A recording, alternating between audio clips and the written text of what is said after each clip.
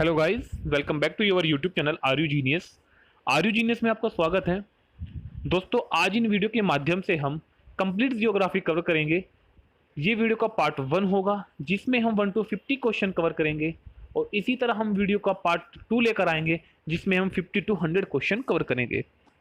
और ये सभी क्वेश्चन आपके लिए सिलेक्टेड हैं, प्रीवियस ईयर में आए हुए क्वेश्चन हैं, और जिन क्वेश्चन की आने की संभावना पेपर में बहुत ज़्यादा है वो क्वेश्चन हम आपके लिए लेकर आए हैं। और आपकी आगामी परीक्षा के लिए ये वीडियो बहुत ही ज़्यादा यूज़फुल होने वाला है, चाहे वो रेलवे एनटीपीसी हो, ग्रुप डी हो, एसएससी सीजीएल हो, सीएचएसएल हो, अदरवाइज किसी भी गवर्नमेंट जॉब के लिए आप तैयारी कर रहे हैं और उसमें आपका जियोग्राफी का पार्ट पूछा जा रहा है, तो ये वीडियो देखने के बाद आप जियोग्राफी से एक भी क्वेश्चन मिस नहीं करेंगे। तो आपसे बस एक छोटी सी रिक्वेस्ट है, अगर आपको वीडियो अच्छा लगे तो वीडियो को लाइक करना बिल्कुल ना भूलें, और साथ साथ हमें कमेंट सेक्शन में ज़रूर बताएं कि आपको वीडियो कैसा लगा। और आप हमारा कोई भी पार्ट वीडियो का मिस ना करें, इसलिए आप हमारे चैनल को सब्सक्राइब कर लें और सब्सक्राइब करके बेल आइकन ऑन कर लीजिए, ताकि जैसे ही हम वीडियो डालें सबसे पहले आपको नोटिफिकेशन मिल जाए और आप हमारी वीडियो मिस ना करें। चलिए तो शुरू करते हैं वीडियो। ये रहा हमारा आज का पहला क्वेश्चन। हाँ, फर्स्ट क्वेश्चन है, निम्न में से किस नदी का उद्गम स्थल भारत में नहीं है? आपके ऑप्शन होंगे गोदावरी, झेलम, रावी, घग्गर या करनोली। किस नदी का उद्गम स्थल भारत में नहीं है वो आपको बताना है। तो यहाँ पे एक क्वेश्चन और बन जाता है कि घग्गर नदी का दूसरा नाम क्या है? करनोली। ठीक है, यहाँ से इसको आप लर्न कर लें, घग्गर नदी का दूसरा नाम करनोली है। अब बात आती है क्वेश्चन की, तो किस नदी का उद्गम स्थल भारत में नहीं है? तो वो है घग्गर या करनौली नदी का उद्गम स्थल भारत में नहीं है। अब साथ साथ हम देखते चलें और किस नदी का उद्गम स्थल भारत में नहीं है, तो आप नोट कर लें। एक नदी है सतलुज, सतलुज नदी का उद्गम स्थल भारत में नहीं है। ब्रह्मपुत्र नदी का उद्गम स्थल भारत में नहीं है, और सिंधु नदी का उद्गम स्थल भारत में नहीं है। ओके, चलिए नेक्स्ट क्वेश्चन। बांधों से संबंधित राज्यों का मिलान कीजिए। सूची फर्स्ट में आपके बांध है तुंगभद्रा, लोअर भवानी, इडुक्की, नागार्जुन सागर। और सूची सेकंड में आपके राज्य हैं आंध्र प्रदेश, केरल, कर्नाटक और तमिलनाडु। तो आपको इनको मैच करना है। चलिए मैच करते हैं। तुंगभद्रा, तुंगभद्रा कहा जाएगा, तुंगभद्रा जाएगा कर्नाटक के पास। ठीक है। लोअर भवानी, लोअर भवानी बांध कहाँ है? वो है तमिलनाडु में, तमिलनाडु के साथ जाएगा। इडुक्की, इडुक्की बांध कहाँ है? ये है अपना केरल में। और नागार्जुन सागर जाता है फिर आंध्र प्रदेश की तरफ। ठीक है, चलिए नेक्स्ट क्वेश्चन।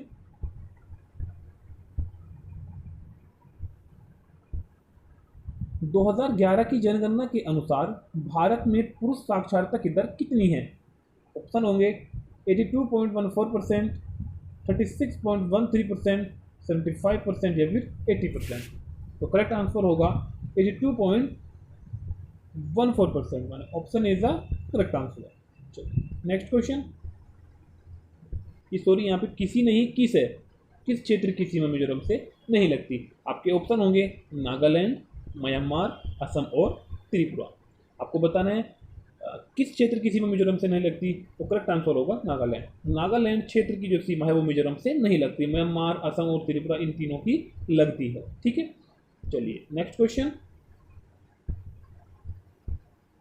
प्रायद्वीप में भारत की सबसे लंबी नदी कौन सी है? ऑप्शन होंगे सतलुज, गंगा, गोदावरी और ब्रह्मपुत्र। यहाँ पूछा गया है प्रायद्वीप में भारत की सबसे लंबी नदी कौन सी है, तो करेक्ट आंसर होगा गोदावरी। सबसे लंबी नदी गोदावरी है, तो इसकी लंबाई कितनी है? लंबाई नोट कीजिए आप, 1465 किलोमीटर। और इसका दूसरा नाम क्या है? दक्षिण की गंगा। एक क्वेश्चन यहाँ से ये बनता है कि दक्षिण की गंगा किसको कहा जाता है? वो कहा जाता है प्रायद्वीप भारत की सबसे लंबी जो नदी है गोदावरी, उसको दक्षिण की गंगा भी कहा जाता है। ठीक है, चलिए नेक्स्ट क्वेश्चन।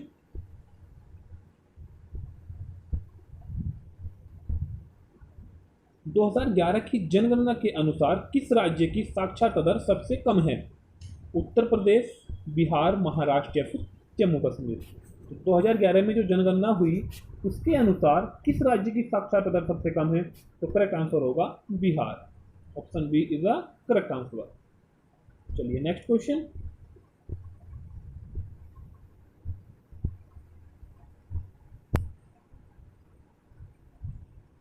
भारत में परिवहन के साधनों में कौन एक वर्ष में अधिकतम यात्रियों को वहन करता है? ऑप्शन होगा हवाई यात्रा, भारतीय रेलवे, बस या फिर इनमें से कोई नहीं। तो बहुत इजी क्वेश्चन है, करेक्ट आंसर होगा भारतीय रेलवे। भारतीय रेलवे जो है एक वर्ष में अधिकतम यात्रियों का वहन करता है। ठीक है, चलिए नेक्स्ट क्वेश्चन। भारत के किस शहर में से किसने पहली बार व्यावसायिक रूप में प्रयोग किया? ऑप्शन होंगे दार्जिलिंग, सिक्किम, गंगटोक या फिर मनाली। करेक्ट आंसर होगा दार्जिलिंग। तो दार्जिलिंग जो शहर है इसने सबसे पहले व्यावसायिक रूप में प्रयोग किया। ठीक है, चलिए नेक्स्ट क्वेश्चन।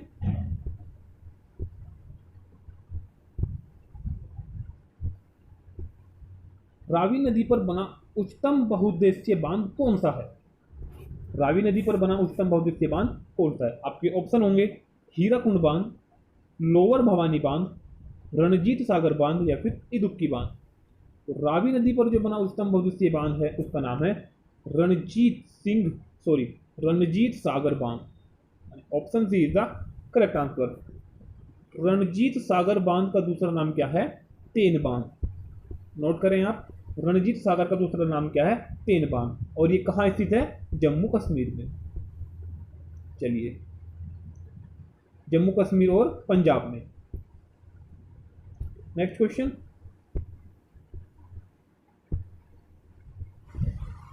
विश्व का अधिकतम समाचार पत्र कागज कहां से प्राप्त होता है? ऑप्शन होंगे उष्णकटिबंधीय वन, पर्णपाती वन, सदाबहार वन या फिर उपयुक्त सभी। तो करेक्ट आंसर होगा पर्णपाती वन। Option B is the correct answer. Next question.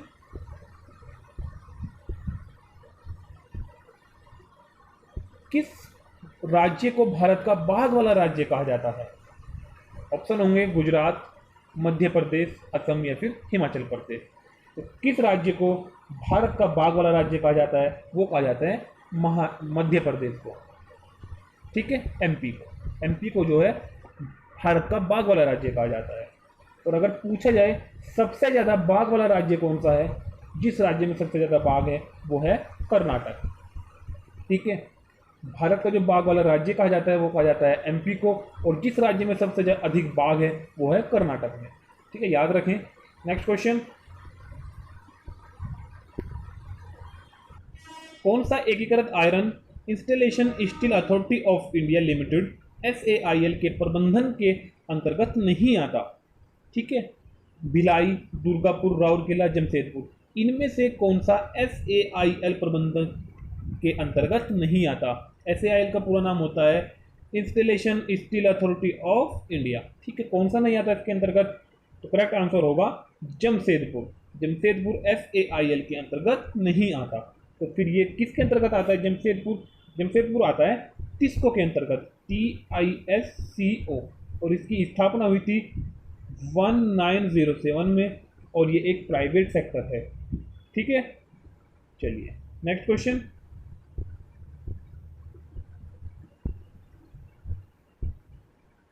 गेहूं की खेती के लिए डैश की आवश्यकता होती है? गेहूं की खेती के लिए किस तरह की आवश्यकता होती है? मध्यम तापमान और अधिक बारिश, अधिक तापमान और अधिक बारिश, कम तापमान और कम बारिश या फिर मध्यम तापमान और मध्यम बारिश। तो गेहूं की खेती के लिए कैसा मौसम होना चाहिए? मध्यम तापमान और मध्यम बारिश। यानी option D is the correct answer.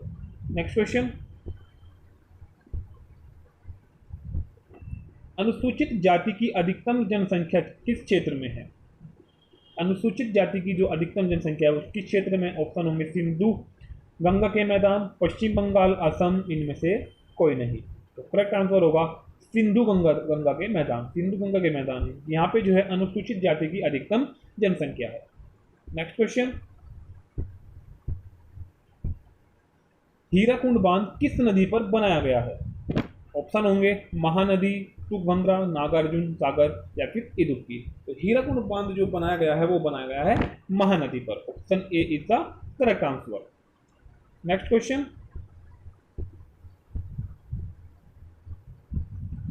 Sundarban अथवा मैंग्रोव वन कहाँ पाए जाते हैं? ऑप्शन होंगे असम, डेल्टा पश्चिम बंगाल, त्रिपुरा या फिर कर्नाटक।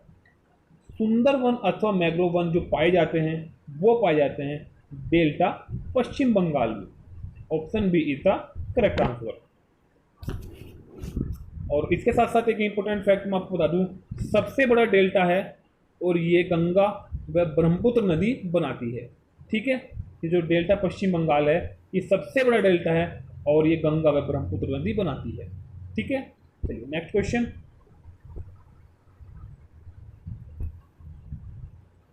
केंद्र शासित प्रदेशों में सबसे छोटा क्षेत्रफल कौन सा है?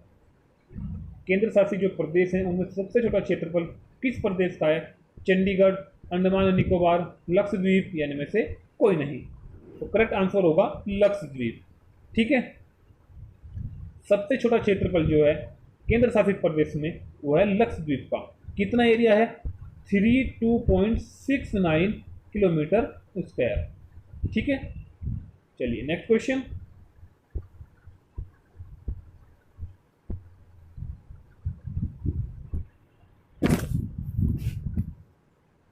भारत में लोहे का उत्पादन लागत अन्य देशों की तुलना में काफी कम क्यों है?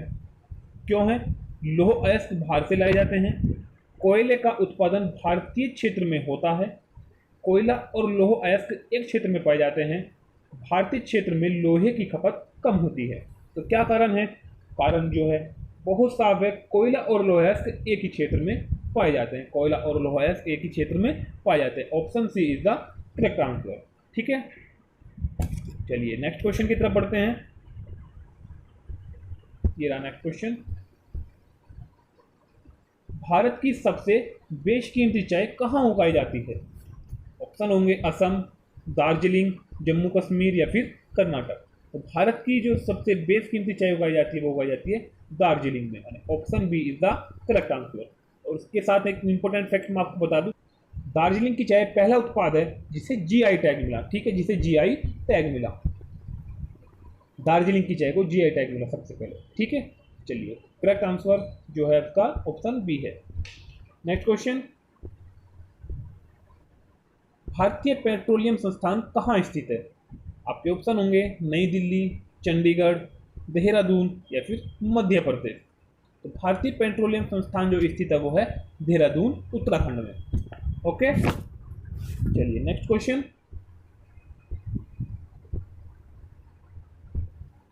रेड क्लिफ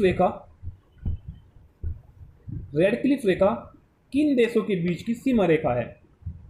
बहुत ही इंपॉर्टेंट क्वेश्चन है और बहुत ही इजी क्वेश्चन भी है। रेड क्लिफ रेखा किन देशों के बीच की सीमा रेखा है? भारत और श्रीलंका, भारत और पाकिस्तान, भारत और बांग्लादेश, उपयुक्त में से कोई नहीं। तो जो रेड क्लिफ रेखा है वो है अपना भारत और पाकिस्तान। ओके, चलिए नेक्स्ट क्वेश्चन।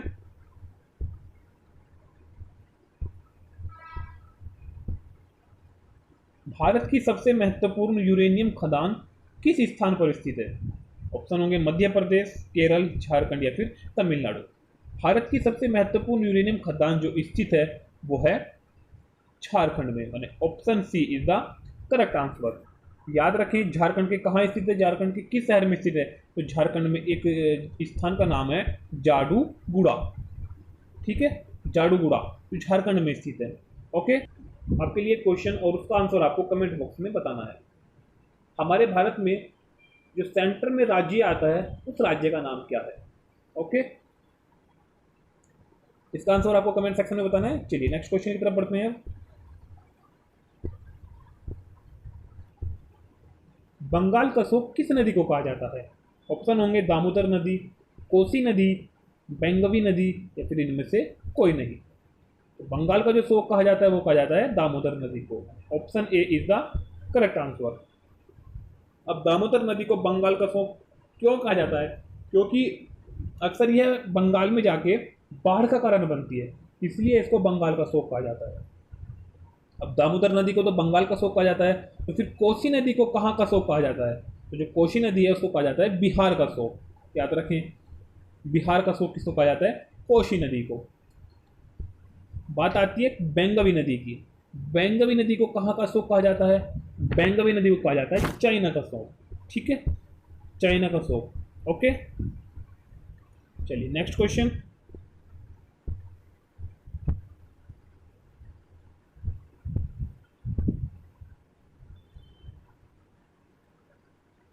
82 डिग्री देशांतर भौगोलिक रूप से भारत के लिए महत्वपूर्ण है क्योंकि यह भारतीय मानसून के लिए अधिक उपयोगी है। यह भारतीय मानक समय निर्धारित करता है, मौसम की जानकारी के लिए या फिर उपयुक्त सभी। तो करेक्ट आंसर होगा क्योंकि यह भारत मानक समय निर्धारित करता है। Option B is the correct answer. Next question,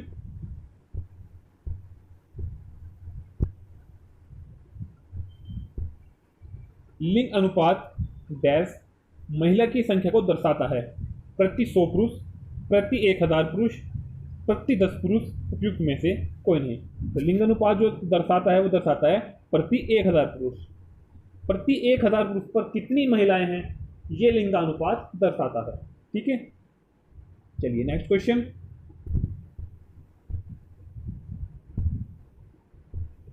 Mumbai में पुणे की तुलना में अधिक वर्षा होती है क्योंकि मुंबई वायु प्रवाह की तरफ है, मुंबई वायु प्रवाह की तरफ नहीं है, पुणे वायु प्रवाह की तरफ है या फिर उपयुक्त सभी। तो मुंबई में पुणे की तुलना में अधिक वर्षा होती है क्योंकि मुंबई वायु प्रवाह की तरफ है, मुंबई वायु प्रवाह की तरफ है। Option A is the correct answer.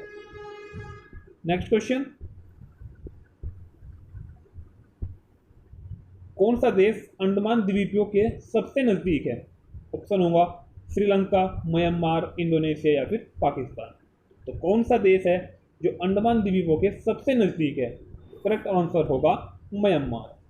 Option B is the correct answer. Next question,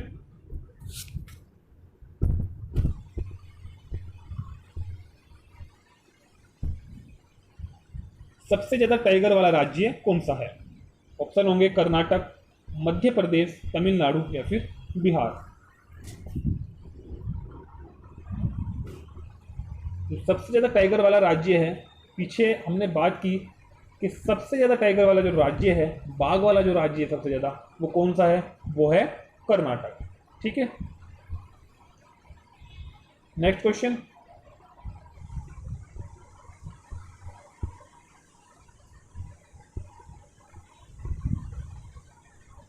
Singhbhum किसके लिए प्रसिद्ध है?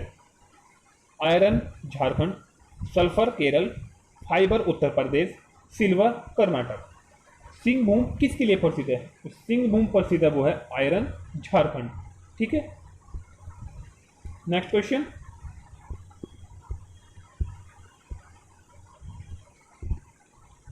अल्फांसो आम का घर कौन सा है?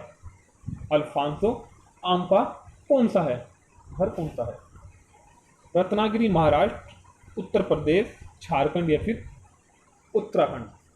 अल्फांसो आम का घर कौन सा है? वो है रत्नागिरी महाराष्ट्र। ठीक है, इसको 2018 में जीआई टैग मिला, याद रखें 2018 में किसको जीआई टैग मिला? अल्फांसो आम, जिसका घर है रत्नागिरी महाराष्ट्र में, यानी कि यहाँ पे ये पैदा होता है।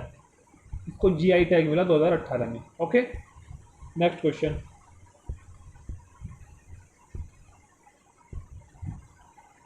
भारत किस गोलार्ध में स्थित है? ऑप्शन होंगे पूर्वी और दक्षिणी, उत्तरी और पूर्वी, पूर्वी और पश्चिमी, दक्षिणी और पश्चिमी। भारत किस गोलार्ध में स्थित है? तो करेक्ट आंसर होगा उत्तरी और पूर्वी। उत्तरी और पूर्वी गोलार्ध में भारत स्थित है। Option B is the correct answer. Next question,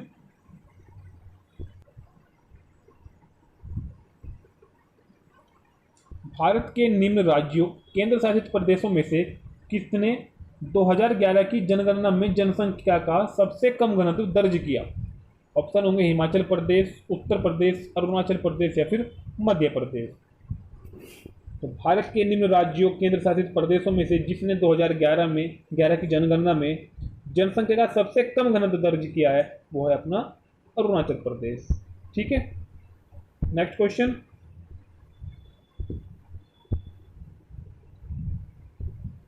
Bharat का राष्ट्रीय पक्षी क्या है? बहुत इजी क्वेश्चन है, कबूतर, मोर, शुतुरमुर्ग या फिर इनमें से कोई नहीं। तो भारत का जो राष्ट्रीय पक्षी है वो है मोर। नेक्स्ट क्वेश्चन,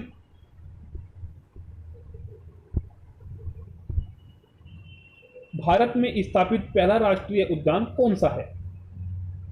ऑप्शन होंगे काजीरंगा नेशनल पार्क, कोबर्ट राष्ट्रीय उद्यान, फूलों की घाटी उपयुक्त में से कोई नहीं। तो भारत में स्थापित पहला राज्य उद्यान जो है वो है कॉर्बेट राष्ट्रीय उद्यान। ठीक है, कॉर्बेट नेशनल पार्क। और ये कहाँ स्थित है? ये है उत्तराखंड में। उत्तराखंड में ये स्थित है। इसकी स्थापना 1936 में हुई। और इसका दूसरा नाम क्या है? ये पूछा जाता है कि कॉर्बेट राष्ट्रीय उद्यान का दूसरा नाम क्या है। तो याद रखें आप, Hailey national park. Hailey national park इसका दूसरा नाम है। कॉर्बेट राष्ट्रीय उद्यान का दूसरा नाम हैली नेशनल पार्क है। नेक्स्ट क्वेश्चन, वन अनुसंधान कहाँ पर स्थित है? दिल्ली, देहरादून, शिमला या फिर कटरा? तो वन अनुसंधान केंद्र जो स्थित है वो है देहरादून, उत्तराखंड में, यूके में। नेक्स्ट क्वेश्चन,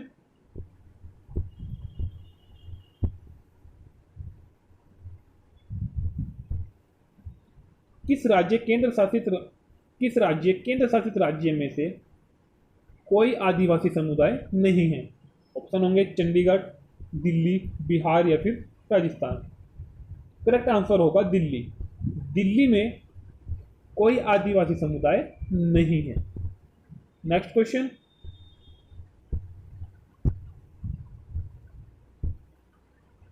डंकन मार्ग किसके बीच स्थित है?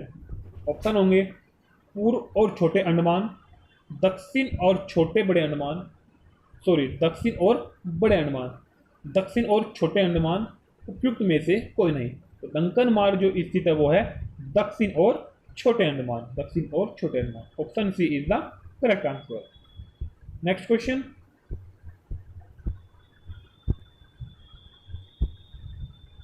मैच का क्वेश्चन है, बांधों और उन नदियों का मिलान कीजिए जहां पर इनका निर्माण होता है। बांध है फरक्का बांध, टिहरी बांध, थीन बांध, नागार्जुन बांध। नदियां होगी रावी, गंगा, कृष्णा, भागीरथी। तो फरक्का बांध कहाँ जाएगा? गंगा नदी के पास।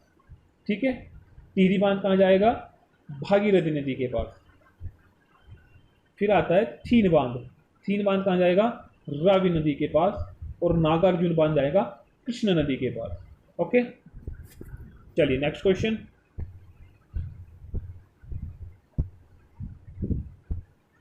गुरु शिखर चोटी किस राज्य में स्थित है?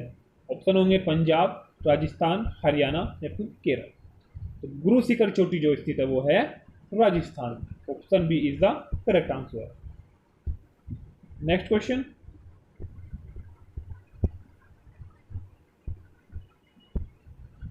इडुक्की जल विद्युत संयंत्र किस नदी पर स्थित है? पेरियार, ब्रह्मपुत्र, कृष्णा नदी या फिर भागीरथी। तो इडुक्की जल विद्युत संयंत्र जो स्थित है वो है पेरियार पे। Option A is the correct answer. और पेरियार जो है केरल की महत्वपूर्ण नदी है। आप पूछ रहा है कि केरल की महत्वपूर्ण नदी कौन सी है, तो वो है पेरियार। ठीक है। नेक्स्ट क्वेश्चन,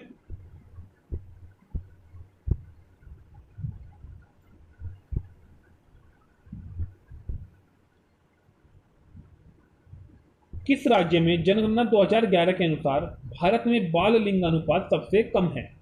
ऑप्शन होंगे उत्तर प्रदेश, हरियाणा, झारखंड या फिर हिमाचल प्रदेश।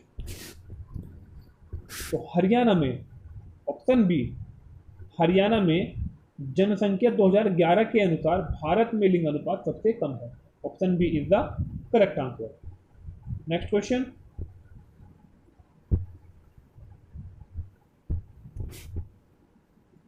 भारत में निम्न में से कौन सा शहर सबसे हरा भरा माना जाता है? ऑप्शन होंगे पंजाब, जम्मू कश्मीर, चंडीगढ़ या फिर उत्तराखंड। भारत में जो सबसे हरा भरा शहर माना जाता है वो माना जाता है चंडीगढ़ को। Option C is the correct answer. Next question, भारतीय प्रायद्वीपीय ब्लॉक की केंद्रीय उच्च भूमि किससे निर्मित होती है? ऑप्शन होंगे आग्नेय चट्टाने, अवसादी चट्टाने, कायांतरित चट्टाने, आग्नेय चट्टाने और कायांतरित चट्टाने। भारतीय प्रायद्वीप ब्लॉक की जो केंद्रीय उच्च भूमि निर्मित होती है वो होती है आग्नेय और कायांतरित चट्टाने। Option B is the correct answer. Next question,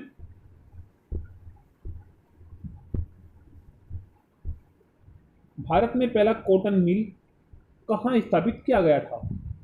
option होंगे बॉम्बे, झारखंड, पंजाब या फिर कोलकाता। तो भारत में पहला कॉटन मिल जो स्थापित किया गया था वो किया गया था बॉम्बे, जो अब मुंबई है। और कब किया गया था? 1854 में। Okay, next question. दोस्तों अगर वीडियो आपको अच्छा लगे तो वीडियो को लाइक करना और हमें कमेंट सेक्शन में ज़रूर बताना कि आपको वीडियो कैसा लगा। ओके, और चैनल को सब्सक्राइब करके बेल आइकन ऑन कर लेना। जैसे ही हम वीडियो का पार्ट 2 डालें आपको सबसे पहले नोटिफिकेशन पहुंच जाए। ओके, किस प्रकार के उर्वरक के लिए भारत पूरी तरह से आयात पर निर्भर है? ऑप्शन होंगे नाइट्रोजन, पोटास, सल्फर या फिर फास्फोरस। तो किस प्रकार के उर्वरक के लिए भारत पूरी तरह से आयात पर निर्भर है? करेक्ट आंसर होगा potash. Option B is the correct answer. Next question. Kerala तट पर पाए जाने वाली मोनोजाइट्रेट जिसका प्रयोग परमाणु ऊर्जा के उत्पादन के लिए किया जाता है उसमें क्या होता है? ऑप्शन होंगे हीलियम, टाइटेनियम, यूरेनियम या फिर हाइड्रोजन। तो जो केरल तट पर पाई जाने वाली मोनोजाइट्रेट है जिसका प्रयोग परमाणु ऊर्जा के उत्पादन के लिए किया जाता है उसमें होता है यूरेनियम। ठीक है, यूरेनियम को हम प्रदर्शित करते हैं यू से। Next question.